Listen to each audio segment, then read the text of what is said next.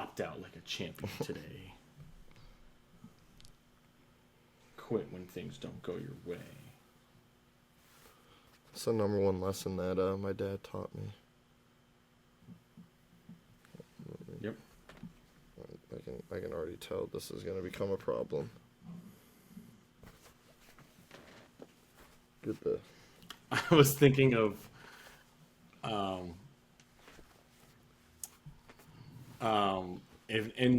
if our dynasty had like, if the losers bracket like meant something. That shit means something to them, let me tell you. No, I'm talking about in Dynasty. In Dynasty. Okay. But no, if it was in the punishment league, I was thinking about telling Madison of telling her to say a joke of that she was going to opt out of being in the losers bracket. My team and like, I I'm pulling a Notre Dame and we're opting out. I was guys. laughing if we're not in the playoff, we don't want to participate. As soon as Will sent that congratulatory text, that's when Devontae Smith... like, as soon as he said... I immediately... Yes, it was as soon as he sent it, Devontae Smith caught I immediately looked. I'm like, when he sent that, I was like, is it over? And then I clicked over and he was down like a point. I was like, dude, it is not over. I was like, the Eagles have the ball and they like have to actually get in range. I'm like, they're not just going to run it out. Like, I was like, there's very much a chance, and not even a minute later, Devontae Smith catches that ball. But then I was like... Jake Elliott. I was like, fuck, they're going to go for the field goal. And then tie, I was like, if they get this... Yeah, I was like, I thought they were going to go for the field goal to tie it. And then... But then I was like, oh, wait. I was like, has Cameron Dicker. Yeah. I was like, so then the Chargers can get the ball and just get into field goal range. I was like, so there's a chance. Bro. But then they didn't kick it, and Jalen Hurts threw his fourth interception. Yeah, Marco just down horrendous. Poor guy. So funny. It couldn't be me at 11 wins. Us with the buys. You know what I'm saying? First time in my life, I'm not fighting for my life in that fucking league. 8-game win streak. Fuck you. Every year, the first 2 years, I was in the losers bracket. Last year, I think I was the 6th. I secured it this past week. So, Madison. Mm-hmm. Fuck you. Can't wait for you. Yeah. I'm glad Will lost, though, because our tiebreaker would have been points, and he would have got the bye on 7 points. I knew I was locked for the bye. I was looking at points. I was like, unless if I bench all my players and they go like score 170, which you did, then I'm not. I did. I saw how many points you scored, and I did have to go. I'm like, wait, because I thought I was going to lose to Madison and then Jalen Hurts. Dude, I looked at my dad while we were watching the game, and I was like, did he just get -4 points in one play? And then I thought the same thing. I was like, after it happened, and I was like, wait, is that 2 turnovers? Yeah, I was like, did he? And then I checked, and he did. Are they gonna credit him with the pick and the fumble? And then sure enough, she goes, they did. Dude, it's not that game. Didn't matter. Yes, I love it. I was because she had asked me. She was like, "What would it cost to throw the last game?" The last week matchup against me. I was like, I ain't fucking throwing that shit, but I thought she was gonna beat me, so I was gonna like text her back and be like, yeah, I'll take that 100 beans now. But it wouldn't have, just for a game that didn't matter. She just texted me and said, fuck you. Stinky. Yeah, I mean, if she would have won last week, yeah, she had to win out. Yeah, she had to win out. Yeah. I had to put a stop to Sam. Dude. Don't let him get hot now. Even that, he's put up 141 points. Yeah, I know. He scored the second most. Yeah, like, I'm lucky that I scored fucking 170. Ugh. Puka, my king. Oh, also, when we go over our rankings, I don't think we need to mention the ties with Arizona, USC, and UNLV and Georgia, because we're not really going to talk about those teams too much. I just realized we didn't post a clip today. That's oh, wow. I'm going to text her right now. Be like, post a clip while we're recording. She literally, we were sitting there eating dinner. She goes, do you guys need me to post today? And I was like, probably not. That's fine. If we miss one. I forget what the clip. Yeah. It would be a good clip though. The clip we had, I think the clip we had pointed out was stuff about G5. Texas. No, though, right? that was for Sunday. This one was about the coaching, the coaches getting poached and everything. Let me just pull it up. I mean, because I have a feeling we're going to have a few clips talking it, about. Well, I mean, at this point, when she's not going to be able to post it till when? Like, it's going to be so late, right? I mean, it should already be ready, right? I mean, I have it clipped. Like I don't know if she has it exported or anything. Let me. I completely forgot about that. I'm pulling it up now.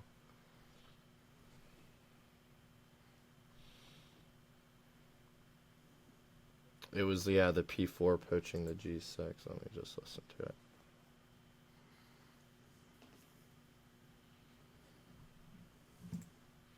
Let's try. You can do it, buddy.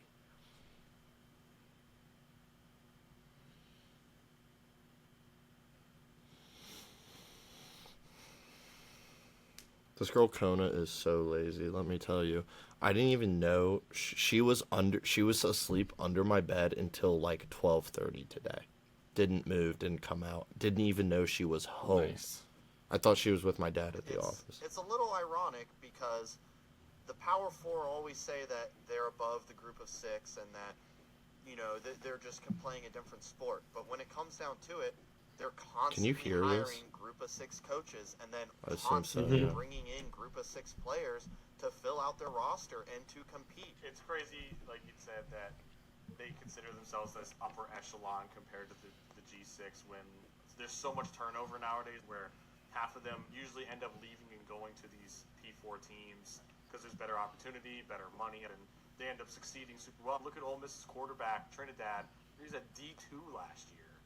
And this dude is now leading them to the playoffs. You could have a one-star player be better than the five-star player, but we'll never know because they might not get that opportunity. It is really frustrating when they're saying they're so high and mighty, but they always are coming and poaching players from the Group of Five, and the SEC specifically are saying that they're such a better conference because they get all the best recruits. Just because they're a high-star recruit doesn't mean that they are the best players. You're looking at high schoolers and guessing how good they're going to be.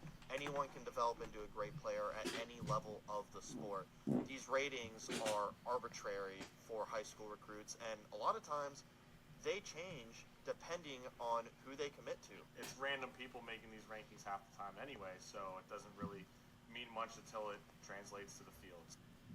I actually kind of want to post that clip. I think it'd be good for the conversations that are being had about Group of 5 and Group of 6, because that's what I kind of want to post the clips for this episode, knowing that we're going to talk a lot about it, and that's kind of the hot topic right now. Did you happen to text her? Yeah, I did, and she said it's not ready. So, tell her to make it ready. When we finish, if we post it tomorrow, that's fine. Take a look at it. Like, we can post tomorrow we and might be Thursday. better off posting tomorrow. We can post tomorrow and Thursday, and then we can post Saturday and Tuesday again. Yeah. Shit, we can. All right, I say we lock in here. We are. Oh, also for the games, I just pulled some of the bowl games that'll be happening before we record next week. So there's just 4. I figured we can go through these quick. The games, that is. Yeah. Army Navy, of course, is on there. Got it.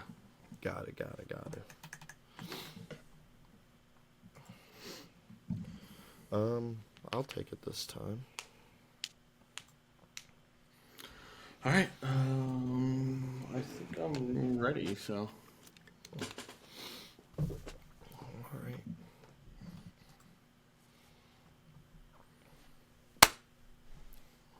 What's going on, everybody? Welcome to Dynasty Dumbies, your home for the latest and greatest in college football news and action. We are your playoff hosts, Hunter and Tony. Tony, welcome to the playoff, man. Yeah, same for you. Welcome to the playoffs, man. Both of our teams, Tulane and JMU, make it to the playoff for the first time in program history. This is it's phenomenal as much as, people like to say it's not. It's great for both of our programs, and to say that we didn't deserve it or earn it is bullshit, and we'll get more into it a little later. When we break down the final playoff bracket that was released on Sunday. But to start off here, we're going to quickly go over some of the storylines. The big ones always, of course, being the coaching moves, where both of our programs have decided on their head coach that will replace the ones on the way out, starting with Tulane, who promotes their pass game coordinator / offensive coordinator, Will Hall, to the head coach. He was a former head coach at Southern Miss and did not do great there. 14-30 overall record, but he did work under Willie Fritz in his tenure with Tulane, and of course now with Sumrall. And he, to me, can't say I'm too happy with it, but at the same time I'm okay with it. Kind of continues that culture that's been established there right now, with him being on the right side of history right now with how Tulane has done these past couple years. So I see this really as a bridge hire, honestly. If he's going to get a year, possibly try to continue this, ride the momentum of it. And if he just completely, destroys it all, he's gone. If not, this could be a sort of prove it thing. He's got a lot more resources than what he did at Southern Miss. So this could, be sort of his sort of prove it moment where he thinks he's head coach ready and they decided to give him a shot. It's funny that Tulane is the one hiring him. He was fired from Southern Miss last year after they got whooped by JMU on the road. So, funny fate of destiny that he'll be back with you guys. I'm really curious to see how this works out for Tulane. I hope the best for him. It was definitely not the hire I thought they were going to go with, though. Definitely not. I mean, the whole longevity of this whole coaching search, it has not looked great in Tulane favor right now, especially with the AD coming out today and saying that they hired a coaching search agency basically and ended up with an internal hire. Kind of makes no sense, but at the end of the day, it is what it is. We're just going to have to see how this works out, and hopefully it works out for the best. And I'm really hoping JMU's hire works out. JMU hired Billy Napier, the former Florida and Louisiana head coach. Napier, Sunbelt Billy, he went 40-12 in his 4 years with the Raging Cajuns on the Sunbelt West. While he did just get fired from Florida, he went 22-23 over his tenure there.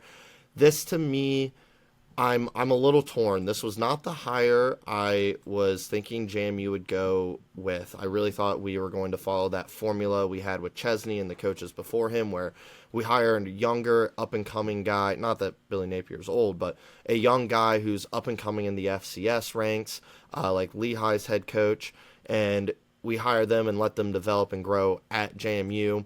But they go with a guy who has a proven track record of winning in the Sun Belt and coaching at the highest level of football, college football, that is. So I'm really hopeful that Billy Napier can use the resources that JMU has acquired over the past several years. JMU has done nothing but grow and gain more and more money, so I'm really interested to see how someone like him handles that, who's had success at the Sun Belt level before. And hopefully he can continue that stretch and continue this run of great JMU coaches, where JMU hasn't had a losing season in 23 years. We've had 5 head coaches in 10 years and have done nothing but win. So he has a lot on his plate, and JMU fans will not give him a long leash when it comes to winning. We want to win. That's the expectation. I think with a hire like him, it's kind of almost plays into that sort of win now scenario where he's got that proven track record in the Sun Belt, especially being, Sun Belt Billy. And, it could be seen as almost like a redemption for him after his, pretty terrible stint in Florida where he didn't really produce much. I mean, it wasn't great. I mean, we all know that it wasn't great. He could have been fired probably, not this past season, but the one before.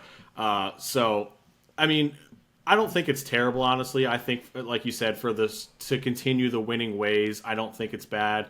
we'll have to see how much he's, invested in it to being JMU's coach instead of basically trying to use it as a stepping stone to try and get back to that sort of, maybe P4, just kind of like top level, premier programs. But I mean, I don't know. This is another one where I felt like was a little head scratcher at first, but we could be proven wrong immediately.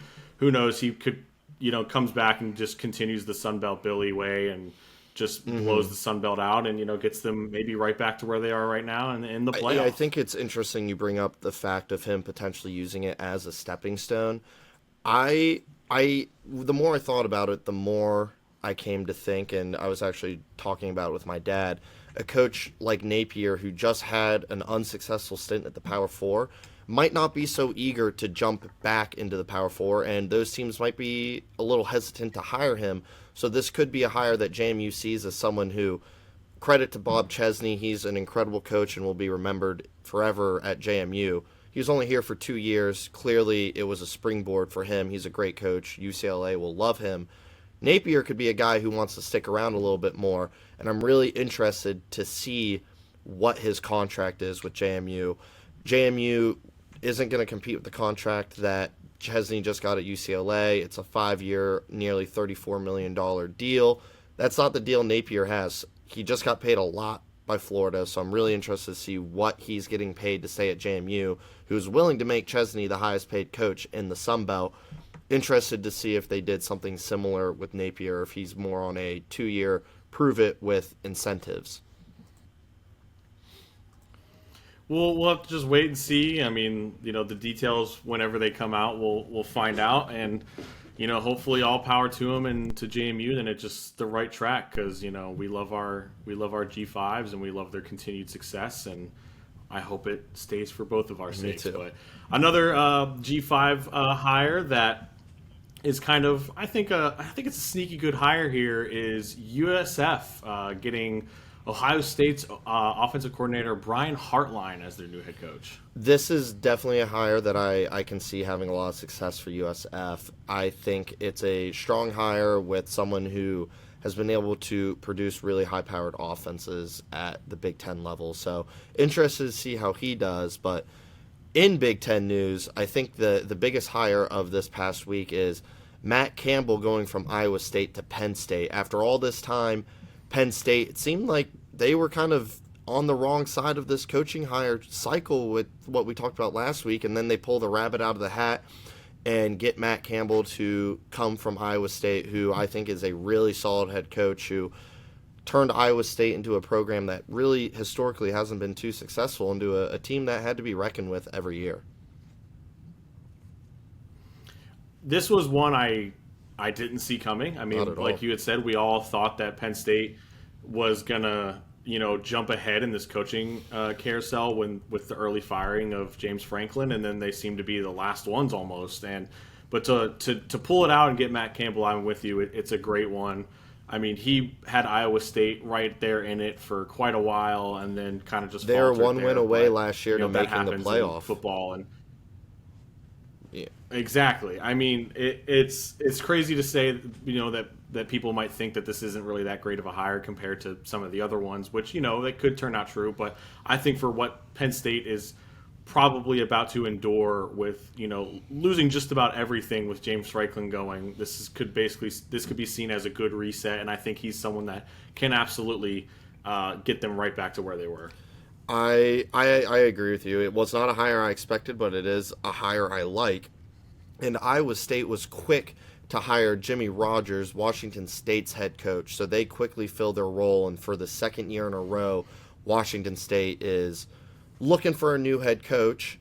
And speaking of people who are quickly hopping around, Charles Huff leaves Southern Miss after one season, is now the new head coach at Memphis.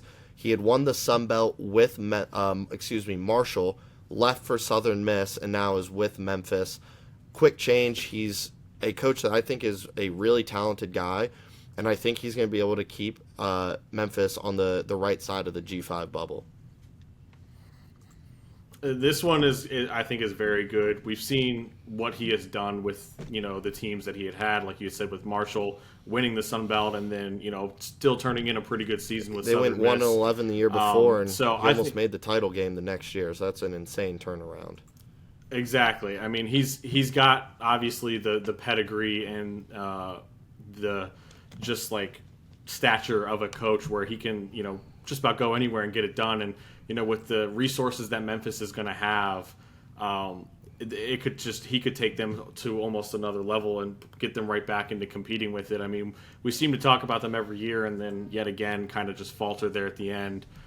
So maybe he can get them over that hump, and and still a deep American. I mean, even with all the coaches leaving, they've all brought in some pretty good replacements and hires. So it's still going to be very dangerous in the American, and if he can make that transition over to it well, then look for Memphis to be knocking on the door of the American and possibly the playoff. Definitely a good hire, and Memphis is going to be a team that's always going to be competing for one of those playoff spots.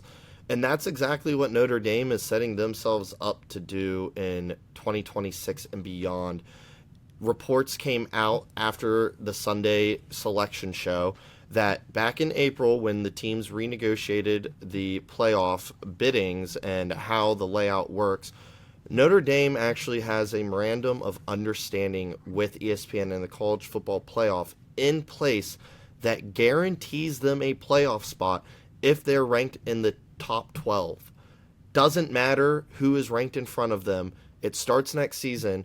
If they are within the top 12, and let's say they are 12, but there's two teams like this year that are conference champions outside that top 12, Notre Dame would still get in over the 10th best team, no matter what the ranking. So 11 and 12 would be knocked out because of the two lower ranked conference champions, while Notre Dame knocks out the 10th ranked team because they're just ranked top 12. And this is one of the craziest things that I learned this past weekend, and I can't believe that they have allowed Notre Dame to have this kind of persuasion and power in the playoff. When I saw I saw it from a tweet someone had posted about it, and when I saw it, I thought it was a joke. I thought it was satire because, them making fun of Notre Dame for not making it or something. And then I looked into it and I said, oh, this is real. Like, they legit came to an agreement where they're like, give us a playoff spot. And I was like, wait, what? Like, so this is like, they're trying to give themselves a safety blanket, basically, because they're not in a conference. So they can't get that auto bid. And they're, we see like this year where they get knocked out and they're like, we've seen how they've reacted, which we'll get into. And so this is just their guarantee of like, look, we need this way of getting in, or else, we'll take our ball and go home, sort of thing. And it's very weird to think that this isn't causing as much as a stir as I thought it would, where there's one specific team in all of college football that has this, and it's them. And it's like, well, what makes them better than UConn? UConn's an independent. Do they have this same understanding? Probably not.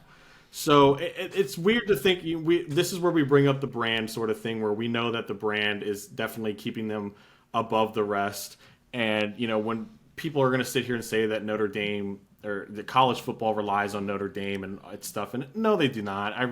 They don't. It's been proven, with the people trying to prove that this week that college football needs it when, there was American games and Sun Belt games that were getting more views than their games. So if you want to use TV ratings, you're wrong. But it's kind of crazy to me that it's gotten to this point, and it's also they made sure to add in the point there that if the playoffs were to expand, which is what we're looking at as a possibility because of this year's sort of final product, that it will change with that. So if it were to move to, I believe they said 16 teams, if they were ranked, I believe.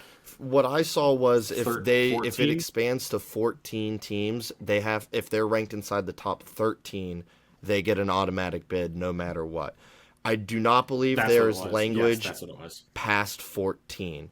So I believe that 13th spot is kind of their honeypot. And I can't believe that this is in a spot where, they need they want to talk about participation trophies for the Group 5. this is the ultimate participation trophy for Notre Dame. They're, as long as we're ranked here, we get a shot at it. Join a conference. The only reason that this is relevant is because of their individual deal with NBC, which people don't even watch those games anyway. And just for example, if this had been in place this year, no matter what the rankings were at the end, which we'll dive into here in a second, with Miami jumping up to 10 and Notre Dame falling to 11, Notre Dame still would have been in because they were inside the top 12 and they weren't going to make the cut. So Miami would have been the first team out and Notre Dame would have been in, which is just horseshit. It's horrible to think that that's a possibility. I mean, I can only imagine what the reaction would be to Miami this year specifically if it had happened. I mean, imagine being Miami, beating Notre Dame, and then they're like, well, on a technicality, we have to let them in. A lawsuit's going to come from this from other teams without a doubt, and especially with how... especially with how the ACC and Notre Dame are having this massive fallout. This will result in a lawsuit from... whether it's one conference getting screwed or another, it will happen. And it's really kind of... Notre Dame had a similar contingency in the BCS era too, where if they were inside the top 8, they were guaranteed a BCS bowl bid for one of those 4 bowls, plus the national championship. So it's just more instances of Notre Dame getting handouts after handouts after handouts for no reason. It seems to be their brand now, and as much as people want to bring up their brand and what it means to college football, right now all I'm seeing is a bunch of just... They haven't won a natty since '88, man. They haven't really done anything since '88, I would say. I mean, their best claim to fame, I think to this day, is still probably Rudy, and people don't even like that anymore. So it's one of those things that, like, I just don't get it, and it just screams privilege and, give us our way. It's our way or no way, and it's just horrible for the sport overall. Mm-hmm. But I hope that it doesn't get to the point where we're looking at 2 teams into the playoff, and it's like, well, we have to put them in because of an understanding we came to. Yeah. Because a memorandum of understanding is not a binding contract, but it's... The terminology I saw for it, it's not a binding contract, but it's more official than a handshake deal. So it's kind of that in between of like, we have to do this, but like, legally we have to do this, but like we can't kind of just back out on it because it wasn't like in writings or per se. But like it's that weird like legality of it of like, a lawsuit's if this does end up happening for sure. Oh, 100%, because you can, whatever team gets screwed over can say, like, there is no contractual obligation for you to uphold this. And then Notre Dame's going to bounce back and say, like, well, it's not a contract, but it's still, a memorandum of understanding, and you have to abide by it and stuff. There's that stupid, like, gray area with it when it should just be about what's happening on the field. Mm-hmm. Instead of all this stupid paperwork off the field. I mean, if everything was done by paper, then we wouldn't have any games ever because we would just be like, oh, go ahead and crown Ohio State the champs because they've been number 1 all fucking season. So, like, let's just go ahead and give them the natty, and then everybody else, like, here, you get a high five. Mm-hmm. Like, it's just stupid. Like, it makes no sense, and it's just killing everything we know and love about the sport. It's frustrating to see, and we'll dive more into Notre Dame here in a second with how those final rankings did shake out. But I think it's time to reveal the official college football playoff bracket that features Tulane and James Madison. I cannot be happier for us. This is what college football is about. This is what it should be. This is beautiful to me. It's peak cinema. I mean, just peak cinema here, where both of our teams are in it for the first time at the same time, nonetheless. Where this was like a fever dream to us, where we were like, "Oh, it'd be, that would be kind of cool that it could happen." We've been talking about this for weeks on weeks now about it's a possibility, but we never thought it would come to fruition. And here we were watching the Duke UVA game on Saturday, and as soon as they got that interception, You're like, oh my god, it's happening! Like it's actually happening. I apologize for every disparaging thing I've ever said about Duke. Duke saved the Dukes. I can't believe there was a narrative that they were going to put 8-5 Duke over JMU. If you subscribe to that narrative, you are lost from reality. That was never going to happen. It was so elating Sunday seeing JMU pop up and knowing Tulane would get into with their dominant win against North Texas. Being there at JMU for that conference championship game Friday was insane. One of the best games I've ever been to. We got to storm the field. I dapped up Bob Chesney, dapped up Weathersby. It was great. I talked to Bob Chesney on the field. This dude was taking it all in. Wayne Knight is a monster. I love college football, man. It's great. I mean, the fact that stuff like this can happen makes it just that much better, and it's just great. I mean, watching both of our games on Friday, when your game went final, I was like, all right, like they did their part. Let's just see if it happens. And then finishing out the Tulane game, I was like, oh my god, like they actually did it. They didn't just like falter at the end. Like it felt very just elating, where it was like this season actually meant something, and it can mean more now with getting that official bid into the playoff, being in that top 12. I don't care that they're traveling, whoever they're traveling to, with JMU going to the other side of the country to play in Eugene, and then Tulane getting their much needed rematch in Oxford. It just means everything. I think it could not have gone better for me in my eyes. I wanted this to happen purely because I wanted that rematch. The saying this week and until the game is now Tulane versus no lane, because Ole Miss now has no Lane Kiffin. So we'll see how it pans out, even though I believe they'll have both of their obviously the defensive coordinator got the head coach gig, and then the OC did end up going back. So I believe he'll be there to coach the team in the playoffs. But, I don't care. At the end of the day, we're both in. It means everything. I don't care what anybody says. And it's fantastic. But, the other stuff, there was some other stuff that happened that I guess we can talk about. Indiana winning the Big Ten. I called it, like I had said, getting that 1 seed with them, and then only dropping Ohio State to number 2, I thought was the correct decision in my opinion. Whoever lost that game, I should not have dropped farther than 2. Both of them being undefeated the entire season, that one game should not have dropped them farther than 2. I agree. I think the only way it would have happened is if Indiana had lost. I think they might have considered dropping them to 3 and putting Georgia at 2. I could have seen that as well. Because we just know how the committee is.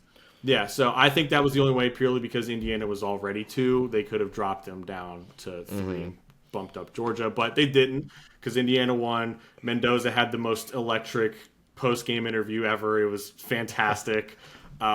Georgia winning SEC very handedly against Alabama, securing that 3 spot with Texas Tech, also winning very handedly in the Big 12, getting that 4 slot, which I think is fantastic for them and the Big 12 as a whole.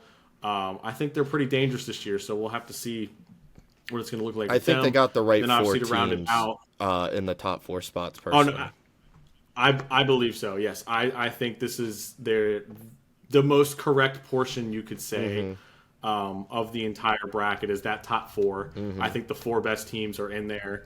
A bunch of people are saying this would have been an electric 4-team playoff this year. And I agree. It would have been fantastic. I think there would have been 2 really good games for the semifinal, and then whoever would win into the final. But we get more games, so I can't complain.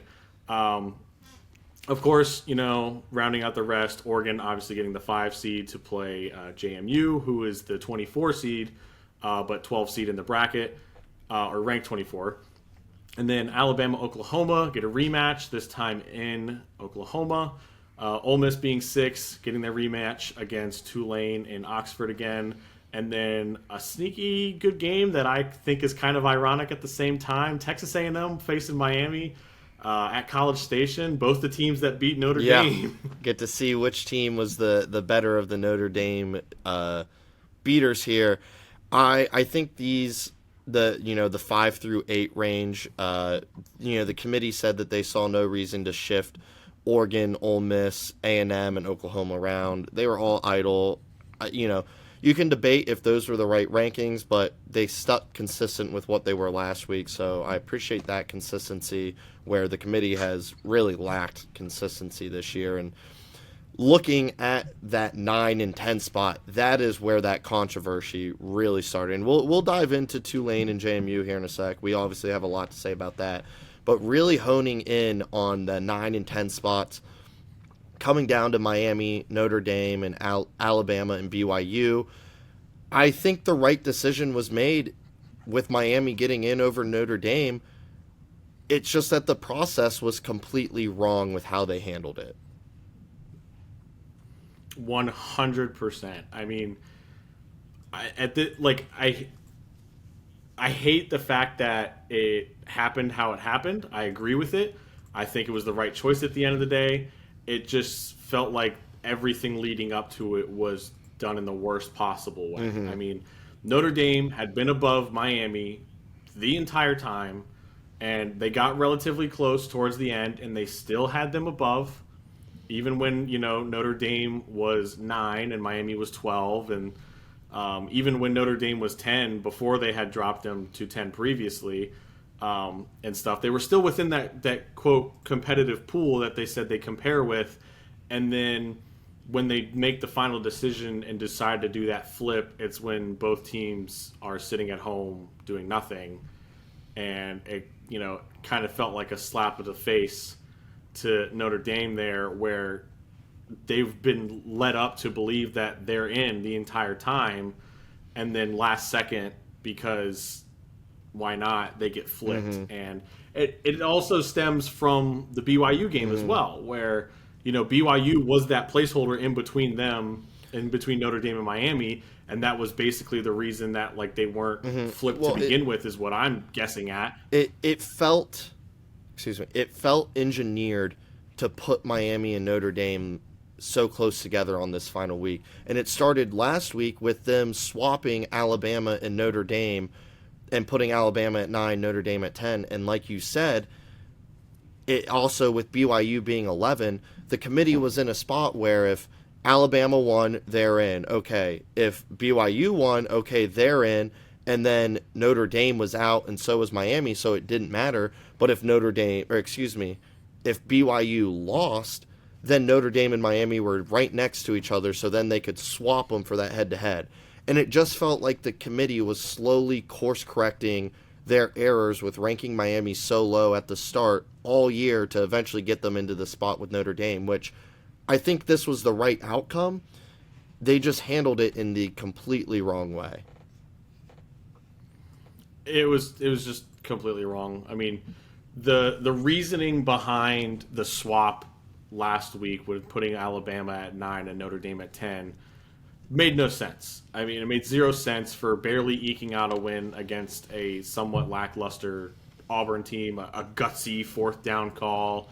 And I'm like, is that really enough to swap someone and basically just give them protection? I mean, because that's all it was giving them a blanket and a pillow so that it's like, look, you're in regardless if you win or lose the SEC championship. So it's like, but then you fall back on that and you go, well, they got slapped. I mean, it was not a close game whatsoever. I mean, there was the talk of, the only way that Alabama could drop is if they get destroyed, and they did. It wasn't competitive. They finished the game with -3 rushing yards. -3. It's just so frustrating. Now, we do subscribe to the belief that conference champion game participants should not be punished.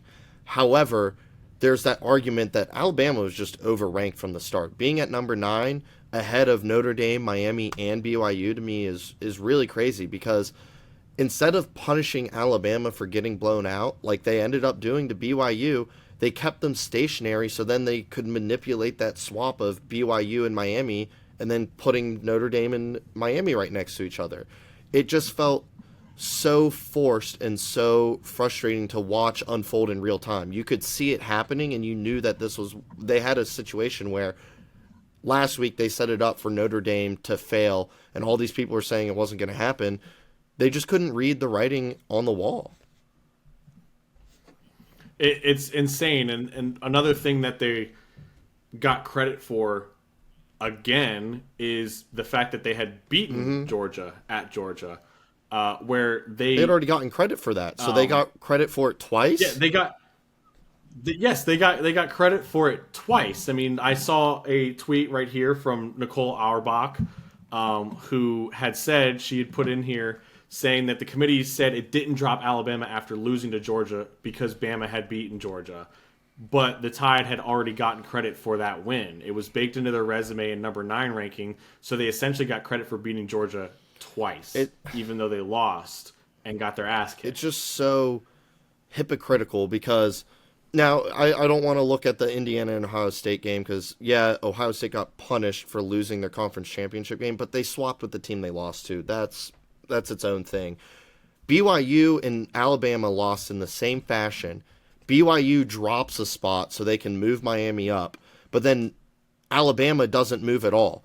In reality, if they dropped Alabama like they should have with what they set up with BYU, then Notre Dame moves up too. So you could either, they had a situation where they either drop Alabama 2 and completely out so then they can put Notre Dame and Miami in, or they keep they keep Alabama where they're at. And then that allows them to not have to move Notre Dame up away from Miami. It was a perfect situation of engineering the outcome.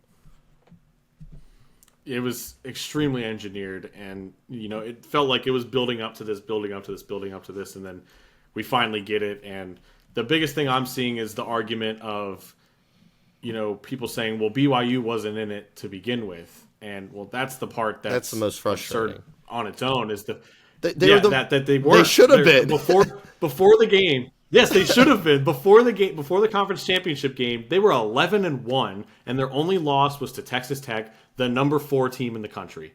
Granted, we get it. They did get blown out in that first game as well, but it shouldn't have made that big of a difference. Where they were still 11-1, they still had good wins, and it just makes no sense that they were even on that outside looking in when you have a team like an Alabama above them who have 2 not great losses, especially that first week loss. And people bring up the how Notre Dame Miami was week 1 and it shouldn't bring as much weight for Notre Dame. But then it's like, are we forgetting that Alabama played Florida State week 1 and lost pretty handedly? Like, that should count for something too. And the fact that BYU was by itself just not being respected as they should have been, then it just makes no sense to me.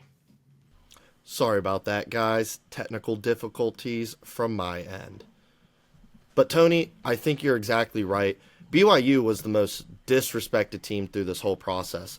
Fun fact for you, BYU is the first quote-unquote power conference team to finish 11-1 in the regular season and not be ranked inside the top 10. They had the number 6 strength of record. They had all the metrics to support being that high, but they just weren't. And like you said, they're ranked behind Alabama, who lost to a very bad FSU team.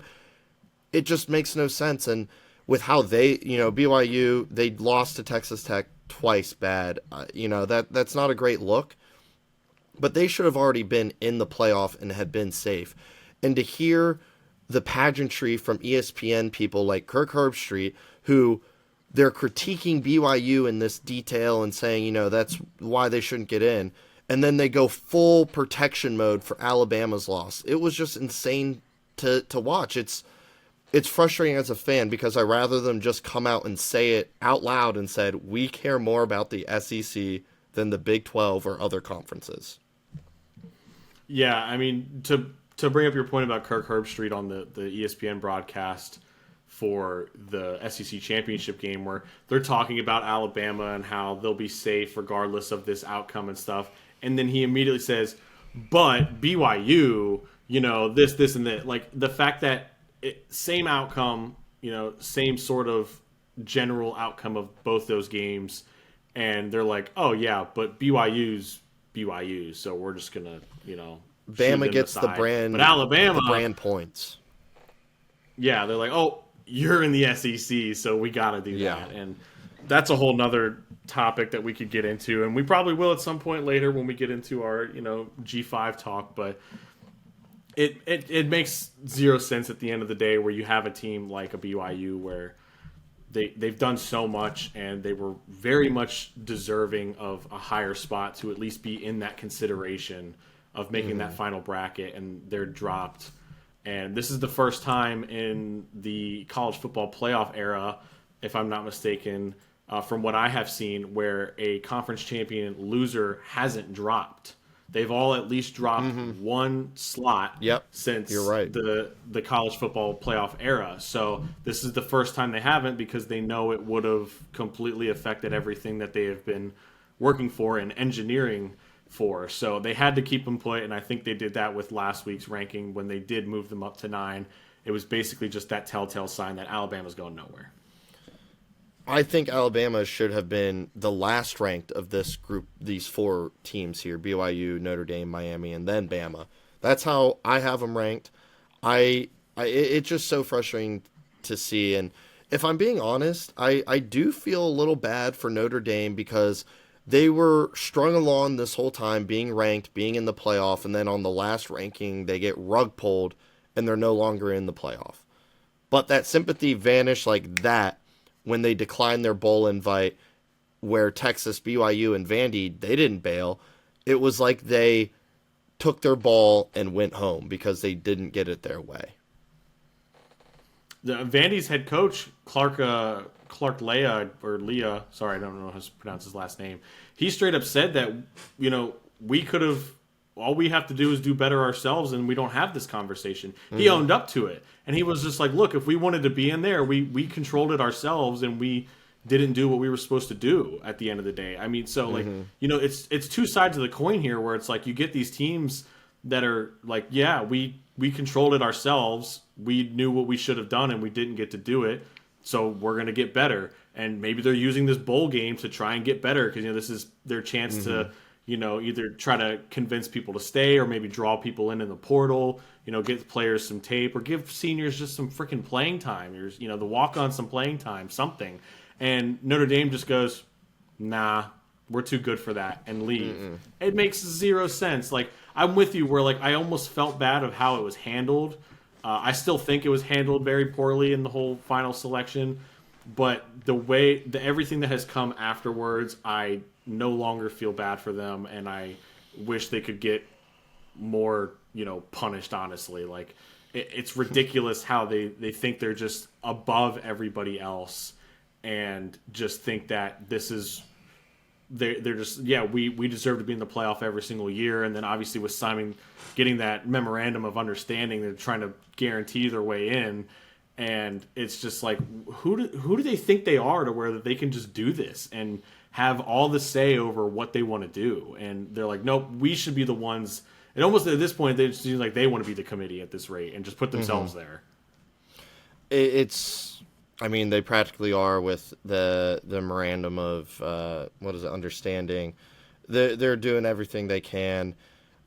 I do think the right decision was made. Miami deserved to be in over Notre Dame. I did feel bad with how it was handled up until they just took the ball and started whining and went home. And I lost a lot of sympathy for them then. So I we'll see next year what happens and how it's handled. But I think ultimately the right team got in over them. And I'm okay with that because our teams got in, and that's all I care about. And they've gotten a lot of backlash, and I really think the hypocrisy is here at full throttle with the anger towards JMU and Tulane here.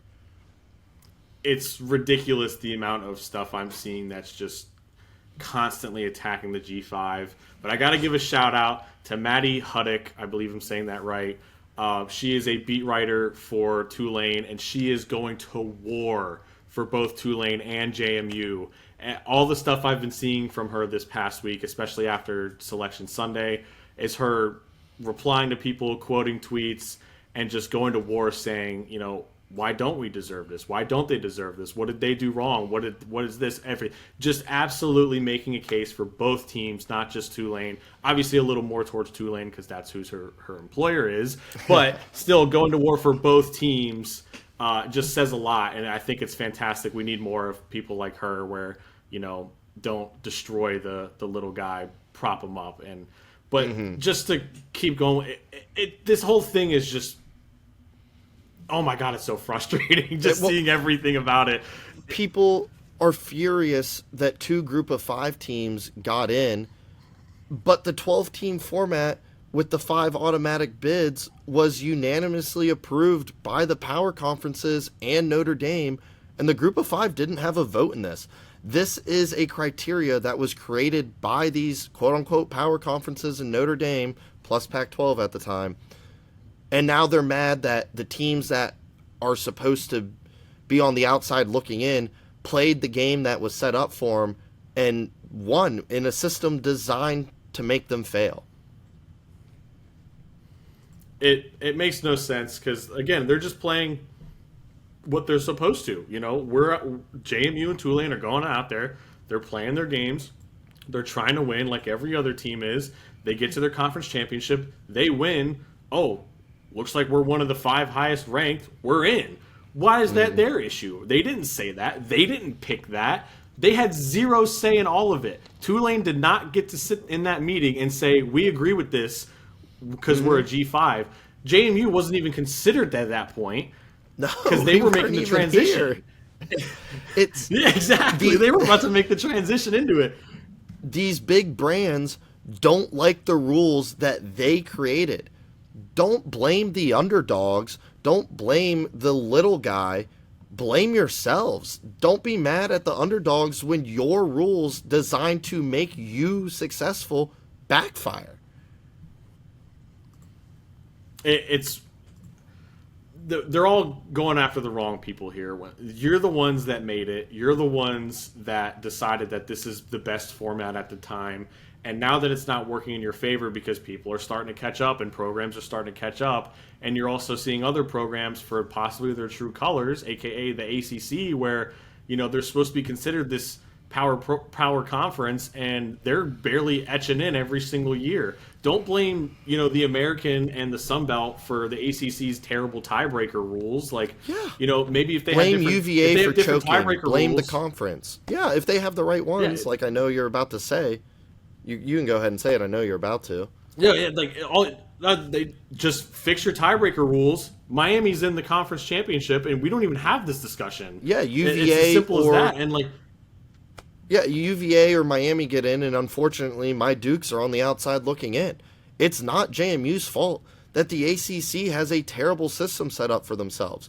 JMU played, same as Tulane, within a system designed to make them fail, and they succeeded, and now they're mad at that. And the media's hostility towards the little guy is, quite frankly, it's exhausting. I've never seen people so openly and aggressively wanting to root against a Cinderella story and the underdog. I thought sports were about these underdog moments, and they just want no part of it, and it is truly exhausting. The moment they decide that enough is enough for the big boys' pockets and the medias and whatnot, and they decide to find a way to prevent this from happening again because they hate the little guy so much for some reason, is the moment the sport dies. I mean, just as in sports as a whole is just a massive failure on the aspect of it, and something has to be done about it, because the fact that you want to just isolate these teams and these other programs like the American, the Sun Belt, the Mountain West, the MAC, any other conference that's not the SEC and Big Ten, basically at this point, it might as well be the Power 2. It's turned in. This time last year, we were talking about how it was the Power 2 and then the other 2 and then the Group of 6. It has grown so much that it's not. I don't even feel like it's the Power 2. It has progressed so far that it's the SEC thinks that it's them and then everybody else. The Big Ten doesn't even get that kind of credit anymore. And that's the SEC's ability to manipulate the media and have that stranglehold with ESPN. It's turning into, the fact that the anger is going towards the 2 little guys here for zero reason when they just did what they were supposed to do. Go after the conference that has 5 teams in it. 5 teams in a 12-team pool that wanted 7 is absurd nonetheless. And you got the commissioner of the SEC saying we ought to deserve 7 of these, and I'm like, who the fuck do you think you are? Where you say you deserve all the at-larges, basically? It's and it really stems from bloated conferences, and this is a conversation we could talk about for hours. Excuse me. The conferences are so bloated that you have 18 teams in the SEC, 17 in the ACC. They don't get to play each other, so they just have a bunch of teams that are racking up 10 wins because they don't have to play a complete schedule against everyone within the conference, and then they can just say, oh, well, look at how many good teams we have. Well, then you have situations where tiebreakers don't make sense.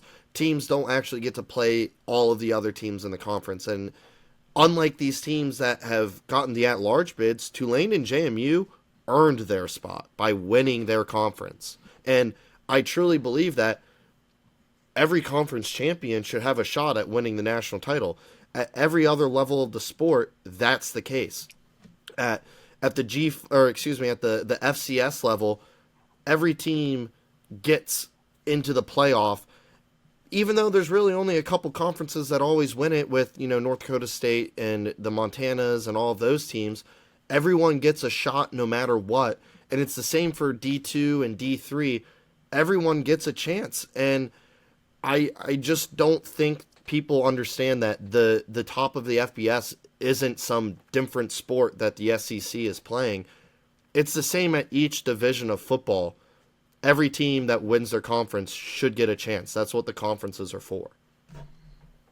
Yeah, I mean, conferences are supposed to mean something, and if you take out that aspect, especially for the G5, G6 conferences, then what's the point? They're just not going to play any games anymore. I mean, there's supposed to be something to work towards, and way back when it was work towards a bowl, especially for these G5, G6 programs. It was try to get that bowl game, try to get that New Year's Six bowl, the BCS bowls and all that kind of. It was work towards those. That was the end all, almost like, oh my God, we're the best team in the nation. If like when Boise State pulled off the Fiesta Bowl craziness, that was just fantastic. People love to see it. That game. Literally 3 years ago, Tulane beat a Heisman team in the Cotton Bowl. That were one play away from making the college football playoff a couple weeks before that. People loved the upset. People loved it, and it makes no sense that it's just immediately turned around and we fucking hate these guys. Yeah, we hate them all. They don't deserve it shit. And I'm like, I don't get it. The pure 180 that they have done on everything when it comes to this sport, and it's frustrating, and it's just leading to the absolute downfall where it's not going to be long from now, and I guarantee it's going to be SEC, maybe even Big Ten, are going to try and break off and do their own thing. When we get into this whole, we've talked about before, this private equity stuff, I mean, that could domino affect everything where it turns into just two completely different sports. And, some of these P4 teams or conferences are going to be on the outside looking into this stuff because they're not going to be considered on the same echelon. I mean, like you said, there's basically a P2 at this point. I mean, you can probably say P1.5 with the SEC because they think they're all high and mighty. Even their terrible teams in Kentucky and Arkansas and stuff. And then you got basically 4 teams, maybe 5 teams on a good year in the Big Ten, and then the rest of them suck. So it's like these guys just think they're levels and heads above everyone else. It's stooping so low, the fact that Oregon has to play JMU, and it's basically a bye week for them. And, are they going to consider just, taking out their starters because it's not even worth it at this point? And, Ole Miss is going to have such a chip on their shoulder that it's not even going to be a close game for Tulane, where they're going to win by 20 to 40 points, and it's just there's no point in this game and stuff. And I'd much rather see Notre Dame in it. I'd much rather see BYU. I mean, I would want to see BYU in it because they deserve to be in it, but just stupid shit like that. The fact that we've gotten to this point where we're taken away from what our teams have done on the field is taking everything away from the sport. Well, the reality of the playoff format is that it was never about getting the best teams in. People are so focused on the best. It was about including all the conferences and deserving teams. It's about the most successful, not the best on paper. It's about those teams that have earned this spot. The whole point was to include everyone, and there's zero reason for the G5s not to have a seat at the table. There's no other sport in America, NFL, NBA, MLB, college hoops, where champions of their divisions or conferences or geographic region aren't included in a playoff format. In the NFL right now, I'm a Steelers fan, and this was a great comparison. The Steelers are 4th right now in the AFC playoff race. In reality, by record, they're the 8th best team in the AFC. They wouldn't make the playoffs. But conferences and divisions, those should matter. It's so frustrating. And to see people say, like you were just talking about, oh, the group of 5 teams are just going to get blown out. Like Paul Feinbaum saying that these 2 games are going to be 20 to 40 point deficits. Well, Paul, I have some receipts for you. Because in the history of the college football playoff, there's been countless blowouts between Power 4 and Power 5 teams. Year 1, FSU lost by 29. Bama the second year beat Michigan State by 38. Michigan State didn't even score. That same year, Clemson hung up more than 20 in a win on Oklahoma. Year 3, Clemson won 31-0 against Ohio State. Year 5, Clemson won 30-3 against Notre Dame, a team that they had lost to a couple weeks before, and then beat Bama 44-16. Year 6, Joe Burrow and LSU went crazy, 63-28 on OU, and then beat Clemson 42-25. Year 7, Bama beat Ohio State 52-24, and we'll never forget Georgia spanking TCU 65-7, and then last year Michigan winning 34-13. Those are just examples from the 4 team. Last year alone, we had Oregon being down 34-0 at one point against Ohio State, SMU being down 38-3 against Penn State, Indiana was down 27-3 against Notre Dame, and Tennessee lost 42-17 to Ohio State. All these teams get blown out. Realistically, not every team is going to make the playoff. The average margin of victory in the playoff era is almost 20 points. So to say that the group of 5 teams are going to get blown out is horseshit, because all these teams get blown out. And to say that is the reason why we don't get a chance is just fucking annoying. And it is so wrong. And these people want to isolate and remove more than half the sport from the chance at competing for a national title. It's easily the most frustrating thing in the world. I mean, the fact that you get these, it's supposed to be best on best sort of thing. We've seen these past years, and it turns out it's not even close. I mean, we were together watching the Rose Bowl in Oregon and Ohio State, and I mean, we stopped paying attention to it basically by the second quarter because Ohio State was just up so big, and it's just like all the games last year just proved that like the blowouts are bound to happen. I mean, it's a whole different game. It doesn't matter who it is, and the one G5 that got in had arguably the most competitive game of the entire playoff, and it just makes no sense that we're trying to isolate the G5, G6 because there's the chance that they get blown out, by 20, 30 points, but there's also the chance again of them winning or we've seen keeping it a close Notre game. Dame's lost to 3 quote unquote group of 5 teams in the last 5 years. They lost to Marshall, Northern Illinois, and I'm blanking on the last one, but they have teams lose to group of 5 teams all the time. And it's so frustrating that you have people saying that, oh, the group of 5 should do their own playoff. Hell no. We do not want our own playoff. We want to be in the national media conversation because you claim that you'll still enjoy that playoff and it would be fun to watch.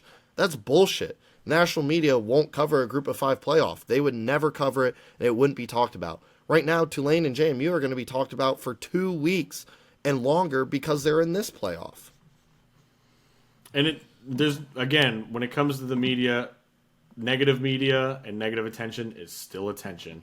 No matter how much they're going to try and sit there and break them down, they're still giving them attention at the end of the day. And that's all that matters. I mean, it's bringing a spotlight to these 2 teams, and people are going to realize, like, hey, they did what they were supposed to do. They won their conference, and sorry that the ACC sucked ass this year, and there's tiebreakers are stupid, and their champ is Duke, who, by the way, Tulane beat this season. Yes. So to sit there and say that they don't deserve it, they didn't. Who I've seen plenty of people be like, who did Tulane play this year? They beat a P4 champion. I mean, at the end, you can't change anything about that. Duke that's a won fact. the ACC.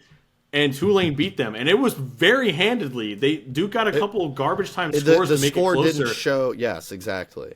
And it was 34-17, I believe, entering the fourth quarter. It wasn't close. It was the most uncomfortable Duke had looked. It was, it's so frustrating because these Power 4 elitists say, oh, well, the group of 5 has no chance of winning a game in the playoff. And they then say the group of 5 is like, okay, well, in order to help us get into the playoff, we need to play Power 4 teams. Can you play us in the regular season? And the Power 4 teams' responses are, no, there's a chance that you could beat us. So they are actively telling people, or Power 4 conference, Power 4 commissioners are actively telling their league members not to schedule the group of 5 because there's a chance that they lose and it hurts their resume. But then they turn around and say the group of 5 has no chance. It's the ultimate hypocrisy. And we're going to get nothing but that for the rest of time. I mean, we have seen multiple times. I mean, just recently with JMU, I know they had said that the athletic director had said that nobody wants to play them. Nobody wants to, nobody wants to host them, and nobody wants to go to Harrisonburg. And it's just like, well, how the hell are they supposed to sit there? They're being knocked that their only P4 game was against Louisville and they lost by 2 scores. Is the biggest headline about JMU this week, and it's like, well, nobody else wants to schedule them. I mean, yeah, it makes no sense. I mean, you're gonna sit here and say that a team like a JMU and a team like Tulane, where it's like, oh well, they play, the one good team they play, they lose to. And it's like, all right, well then why aren't more teams doing that? Because then it would only prop themselves up. I mean, you could sit there and say, like, look what Ole Miss did to the American champ. Like they kicked their ass, and they did. So it's like, well, that probably helped them in the long run. And now it's being like, oh, well, they're not a good team, so no one cares anymore. Like, they don't deserve to be in it. And then you look at the previous examples. I mean, the glaring one to me is SMU, where they make the jump to a P4 in the ACC. They get in the conference championship. They lose. They still get in. And people are acting like they're this historic Power 4 team now, when they were in G5 the year before, but since they get that different patch on their shoulder, they're talked about in a completely different realm. If JMU had an ACC patch, if Tulane had a Big 10, Big 12, any other Power 4 patch on their shoulder, everyone's talking about like, damn, they are a good team. Yep, it's all about the patch on your shoulder. This is a system designed to prevent group of 5 teams from building Power 4 level rosters, and then the Power 4 teams mock group of 5 teams for not having those rosters.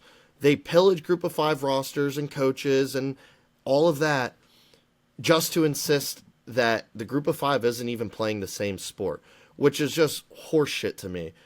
You say year after year that, oh, the group of 5 can't compete, but year after year, Power 4 teams that compete, like Indiana, are backfilled and led by group of 5 teams. You said last week, Trinidad for Ole Miss, D2 last year. Now he was a Heisman hopeful. Power 4 is a made-up term, and honestly, half of the group of 5 is better than the bottom feeders in the P4. And to request that group of 5 teams play a required amount of games against the Power 4 is absurd, especially like what we mentioned. Power 4 conferences are telling members not to schedule the group of 5. So to isolate half the sport is just elitist and ridiculous. Every champion deserves a shot at competing for a title. It should be like that at all times, and we might never get to that ever, honestly, unless they just, the answer is always going to be, oh, we'll just expand it and it'll get better, and then just create more issues after that. But just to bank off of what you're saying about how the P4 loves to just poach out of the G5. I mean, I saw a tweet where someone was trying to take a dig at Tulane and said that, oh, remember Tulane's best player last year in Mekhi Hughes and the stats he put up? Well, he transfers to Oregon, and now he's redshirting and got beat out by 4 running backs, and trying to take that as, well, they're not as good as they think they are. But then it's like, well, do you look at the other players that transferred out maybe? Like, I don't know, the 2 quarterbacks that were in the ACC championship, what teams did they play for last year? Tulane and North Texas, the 2 teams that were in the American Championship, who just had massive roster turnover. And guess what? Still made it there. Yep. Tulane, I know I had said this before, but Tulane had less than 10 returning players from the previous year and still ended up in the playoff. That just says so much. Like, they don't realize what our teams go through. I mean, the roster turnover, the coaching changes every other year at this point, and just everything that happens, and like people don't realize what is going on. I mean, I can only speak for Tulane because I just know what's going on for them. It's just like the amount of shit that happened to them in the offseason with everybody leaving. The distraction of Sumrall possibly leaving last year, staying with it this year, but then again, roster turnover. Getting our starting quarterback didn't come in till less than a month before the season started. So that learning curve of everything.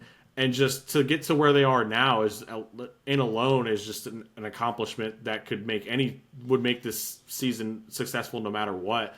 But the fact that they now have that opportunity to continue on to it says so much, and I don't understand why people are just willingly just like, I hope you die sort of thing. Like that meme of it's I don't know if you saw the meme. It's the meme of the little kid, and it's all the group of 5 teams saying, "I love playing football," and then it's the grown man screaming, "I fucking hate you and I hope you die," and it's all the power, or really mainly the SEC.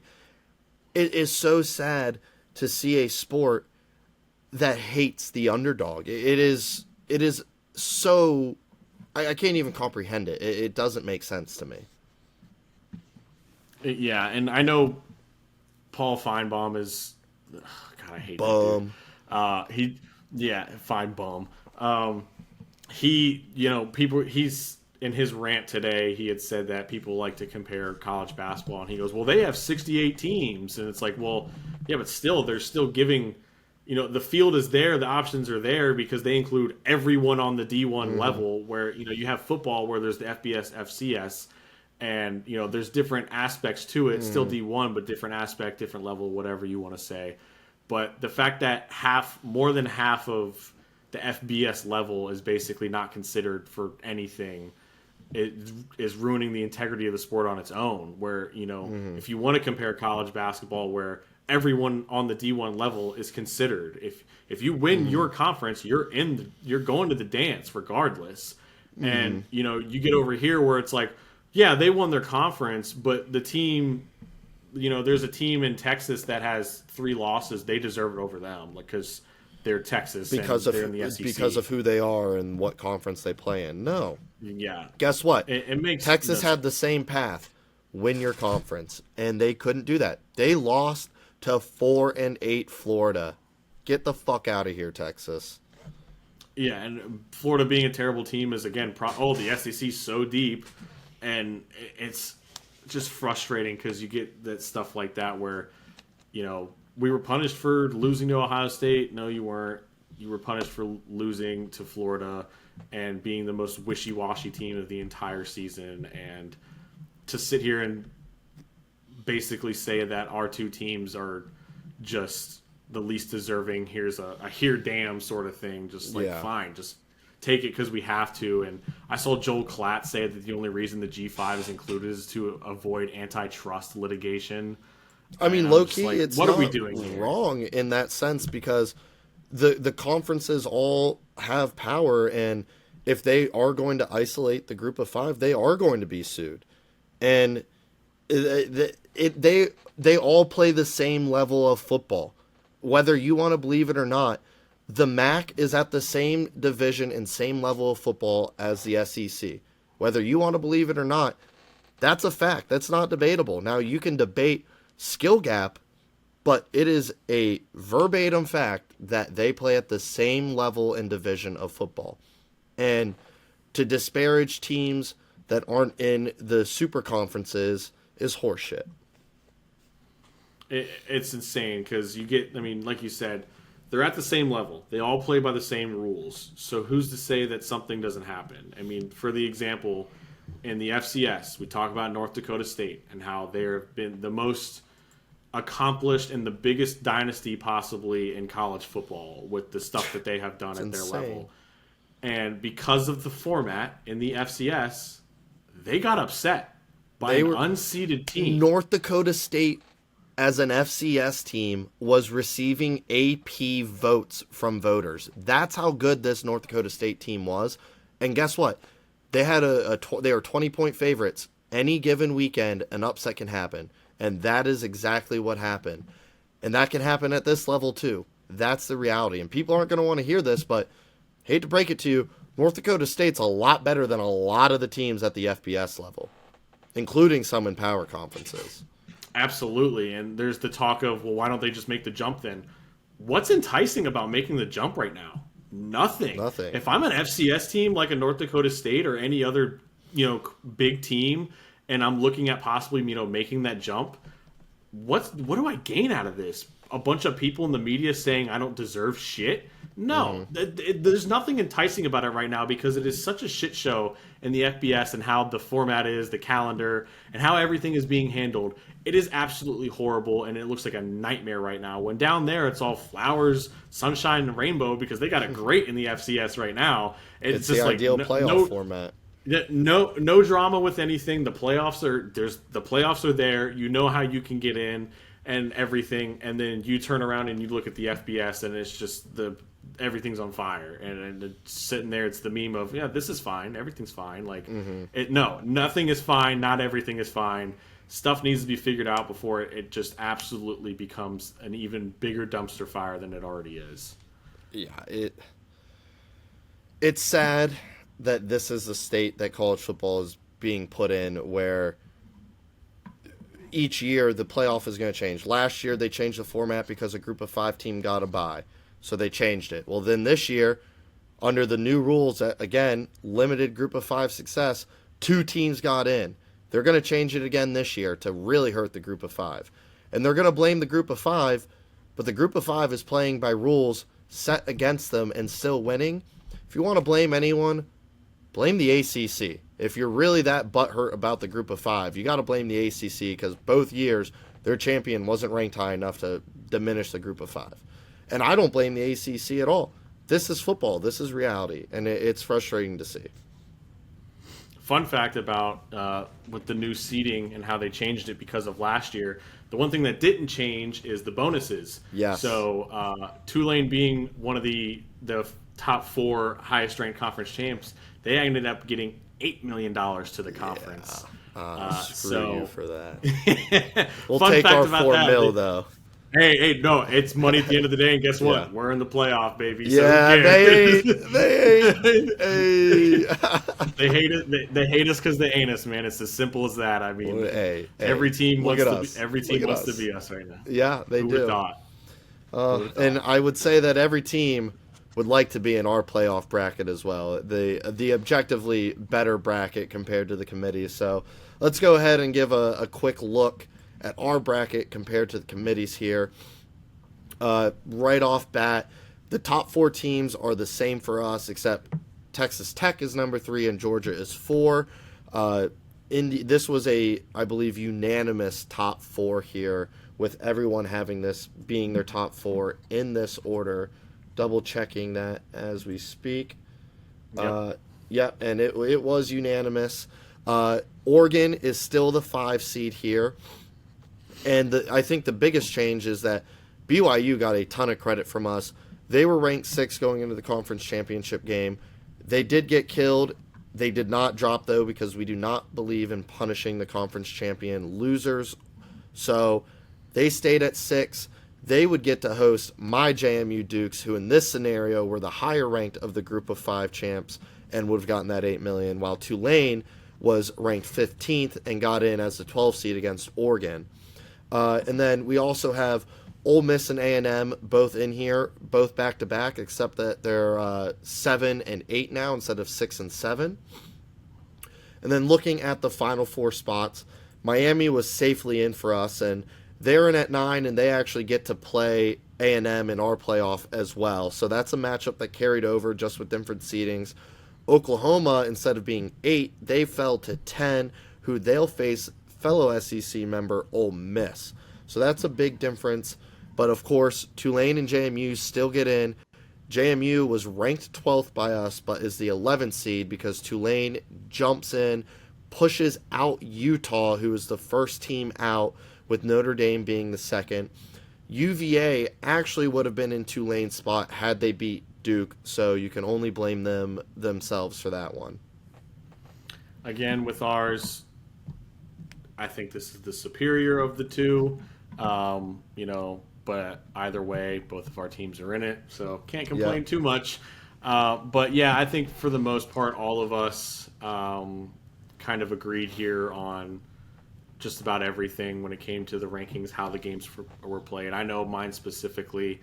The only teams that really dropped, honestly, was just because of other teams moving up. So it wasn't necessarily them dropping because of being like for me, I had Tulane jump up I think it was 2 slots, I want to say, purely just because they won. So they won, I'm going to prop them up a little bit. Same with JMU had propped up. I mean, most of the conference champions for me propped up at least a spot, maybe 2, depending on if the team they beat was above them and whatnot. And I think that was the case for just about all of us. Mm-hmm. I do want to mention something that unfortunately happened that we had to step in. Our playoff committee of 2 being Hunter and I, we had to fix was our good old friend Will is not a fan of Notre Dame. None of us are a fan of Notre Dame. Just putting that out there. We hate the way that they have reacted. We think that they are a cancer to college football now. But he decided to take his anger out on them in his rankings. He put them down all the way to 25. From 13. From 13 to 25, which just because their vibes were the worst out of everybody. Which, I mean, he's not wrong. They were the worst vibes. No, we absolutely. felt like we needed to step in, though, to make sure that these reflected our true rankings. It did not affect the playoff picture at all. Notre Dame would have dropped significantly, which would have been an inaccurate reflection of what the true rankings were. But you could say that, he is currently protesting the final rankings we have here. But reality is that he was just being spiteful and a hater, which, you know what, at the end of the day, I can't understand. And one last thing I do want to highlight is that you'll see Georgia Tech here at 25. They replaced Kennesaw State, who won their conference championship game last week. Kennesaw State was not punished. The reality is that you'll see a few shifts in rankings this week because we got all 5 ballots in compared to last week where we had 4. So different teams got different votes, and because of that, Georgia Tech actually leapfrogged Kennesaw State. We love Kennesaw State. The tiebreaker just went to Georgia Tech this week. Unfortunately, it did, and shout out to Kennesaw State for one of the craziest turnarounds that they had, and what they had done this season. Great for them. I think they should have been ranked in there. But the rules are the rules. We follow them, unlike the committee where they just make them up as they go. So that's just how ours is going to be, and it's going to be for the rest of the time. Maybe come our final rankings of the season, you might see some changes because of bowl games and maybe because certain teams aren't playing in bowl games. Cough, Notre Dame. Could get that punishment because I can tell you right now, I'm probably dropping them out. So I opting out of the bowl. When we get to the bowl games, there's a little more leeway there with how we move stuff around. I mean, it's not going to be too crazy, but to do what they did, I think is very disingenuous to the sport as a whole and ruins the integrity of it. And, as much as I agree with Will and what he had did, and I thought about it myself, I thought it wouldn't have been a true reflection of what we think and how we think with our rankings. And I stuck with it as much as it pains me. I hate seeing their freaking name up there. I hate seeing anything Notre Dame. They're I love all the playoff, Notre Dame though. hate. No, they're not in the playoff like they don't deserve to be because they're a bunch of little bitches. So as much as it pains me, I had to keep it there. And I love all the Notre Dame hate I'm seeing, and I love rage baiting their fans right now with just great comments. Opt out like a champion today, and stuff like that. So I hadn't heard that one. That was good right there. Opt out like a champion today. It's great. Well, there are teams playing in bowl games, and we also have the most important game of the season happening this Saturday. So how about we jump into the games to watch, starting with Boise State Boise State facing Washington in the bucked up LA Bowl, the Mountain West Conference champ versus another West Coast team. Really fun matchup, I think. Yeah, it's going to be fun to watch, I think. Boise State obviously coming off of a great conference champion win, where they have, decided to show up. What we thought would be a pretty forgettable season for them with how it was going, they still ended up on top. And I got to say, hats off to them. They're going to be making the jump to the newly formed Pac-12, so they went out with a bang. So congrats I didn't to even them. think about that. Yeah, they're the last. They won the conference in their last year in it. Yep, and I think that basically says a lot about Boise State and what they've done with the Mountain West recently, and how much they have really propped it up, honestly, to the point where it was, they could have snuck into the playoffs. I mean, could you have imagined if a Mountain West team had snuck in instead of JMU? Oh, the rhetoric would be crazy. We don't have to think about that. That's a hypothetical. Exactly. But it'll be a great game. I mean, Washington was one of those teams that we thought could have made some noise there down the stretch, but kind of faltered there a little bit. But I think they're still a good team nonetheless. Yeah, they had a little bit of an up and down season, had some highs, had some lows. I think this is going to be a really good matchup, though. I'm looking forward to it, but, I mean, who do you think's going to win this one? I am going to go with the Broncos in the Bucked Up Bowl here. I think they're the better team. I think they want to end the season high, get a strong win against Washington, a team they have faced before in bowl games. So I am going to take Boise State in this one. I think I'm going to have to agree with you there. I think Boise State is just riding high right now on their, on the high horse. Yeah. But, but no, I'm with you. I think they're going to get it done. I think Washington's kind of checked out.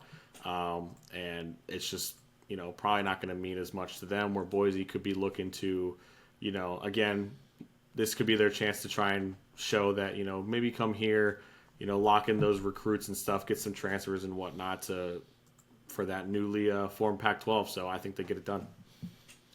I agree with you, full-heartedly. And taking a look at this next game, the Salute to Veterans Bowl, Troy taking on Jack State, the Sun Belt and Conference USA runners-up, and old rivals get to face off here for a really fun game for bragging rights.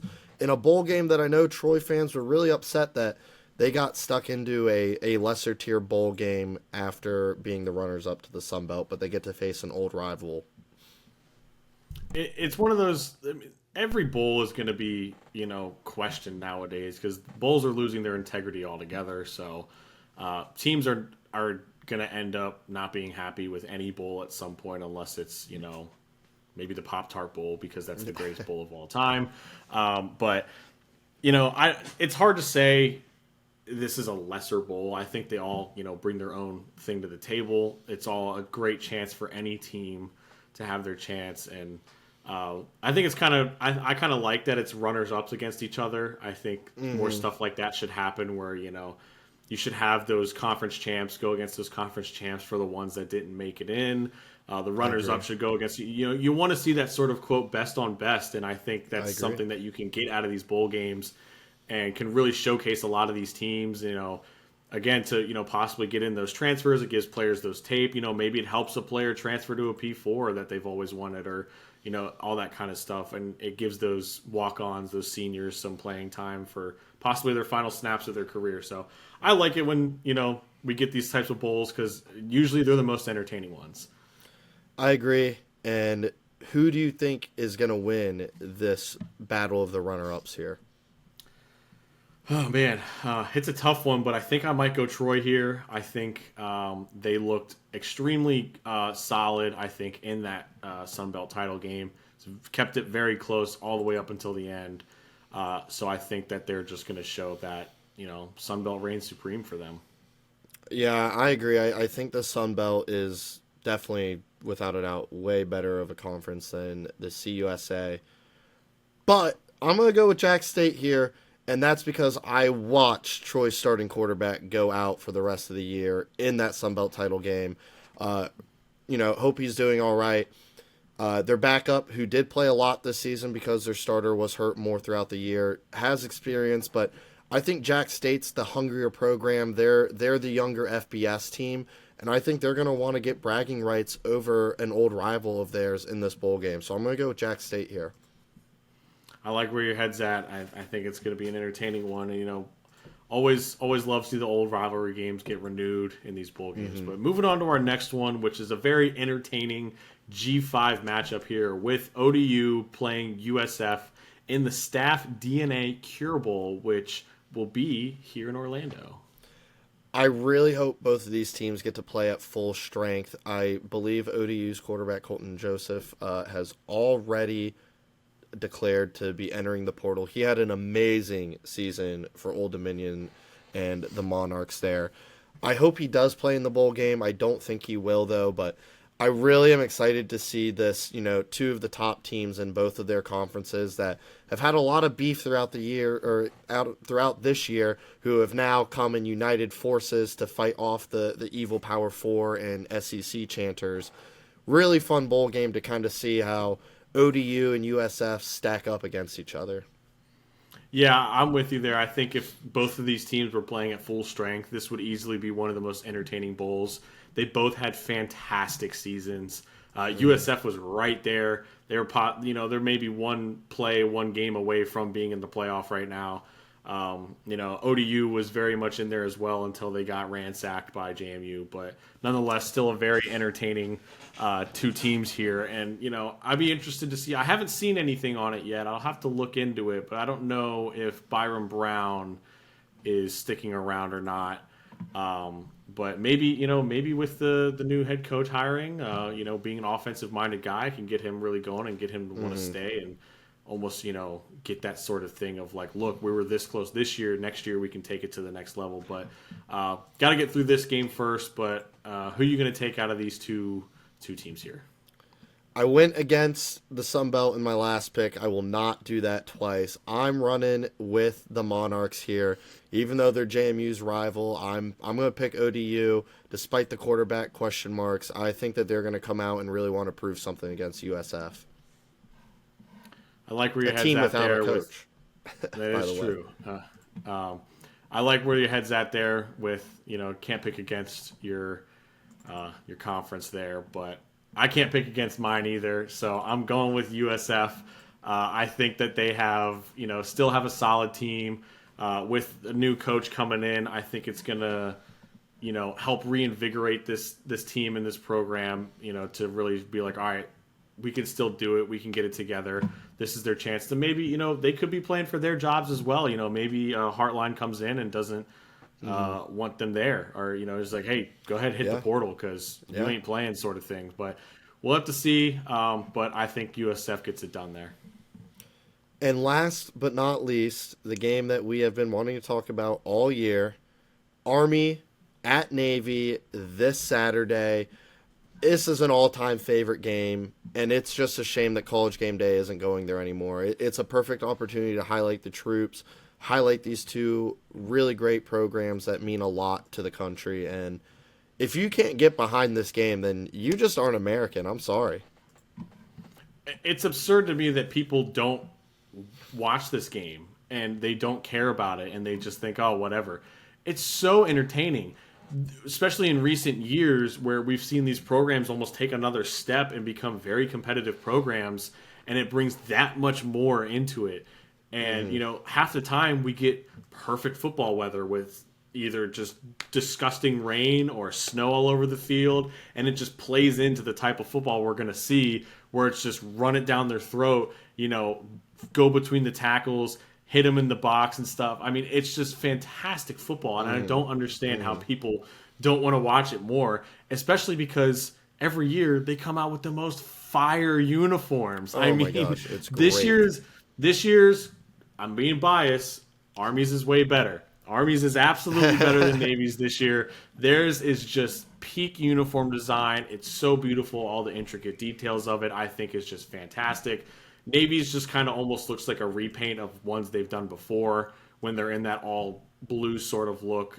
I've seen people comparing the ones before where it's like it almost looks the same as one that they had 2 years ago, and just a little different on the sleeves, and obviously the helmet being freshly painted and whatnot. But I think it's regardless. I mean, 2 peak uniforms, 2 peak teams playing some peak football, and possibly peak football weather. I just love this matchup. It's the only matchup where everyone on the field is willing to protect the people in the stands. Whether that's totally true or not, I'll never know, but that's how I like to look at it. These guys are in the military as well.